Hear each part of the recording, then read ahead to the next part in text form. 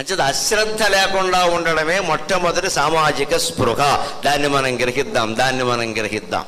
దీనికి యువతరం కాదు, పెద్దతరం కాదు, అందరూ ముఖ్యమే. అశ్రద్ధ లేకుండా ఉండాలి. మనం చేసేది పెద్ద పన చిన్న పన అనేది సమస్య కాదు. చిన్న పనైనా సరే బాగా శ్రద్ధగా చెయ్యాలి. వివేకానందుడు అంటాడు ఒక్క మాట, గొప్పవాళ్ళ యొక్క గొప్పతనం అంతా వాళ్ళు చేసే పెద్ద పెద్ద పనుల్లో ఉండదు, చిన్న చిన్న పనుల్లోనే ఉంటుంది, జాగ్రత్తగా గమనించండి అంటాడు. ఒకరిని ఎవరైనా మనం మహానుభావుడు సెలబ్రిటీ అన్నామంటే ముందు ఏం పరిశీలించాలో తెలిసి ఆయన మొహం ఎలా కడుక్కుంటున్నాడో పరిశీలించాలి. ఆయనకి మొహం కడుక్కోవడం చేత కాదంటే మహోపన్యాసాలు ఇవ్వడం అనవసరం, మానేయడం మంచిది.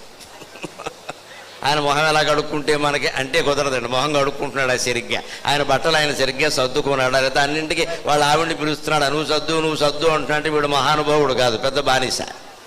ఎవరి మీదో ఆధారపడ్డాడు. ఇక్కడ నీ బట్టలు నువ్వు సర్దుకోవడం మానేసి ఆవిడ దీనికి పని లేక, ఆవిడ పనులు ఆవిడకు ఉన్నాయి కదా, ఆవిడ ఏమైనా ఖాళీగా ఉందా అక్కడ? అంచేది పెద్ద పెద్ద వాళ్ళ ప్రవర్తనలన్నీ వాళ్ళ గొప్ప వాళ్ళ కోసం నిర్ణయించేవి చాలా చిన్న విషయాలు. కొత్త కోడలు ఇంట్లోకి అడుగు పెడితే మొదటి లక్షణం ఏం గమనిస్తారో తెలుసా పెద్దలు? ఏ కాలు పెట్టింది గడపలో చూస్తారు, ఎడంకాలు పెట్టిందంటే అయిపోయినట్టేనమ్మా నమస్కారం అంటారు.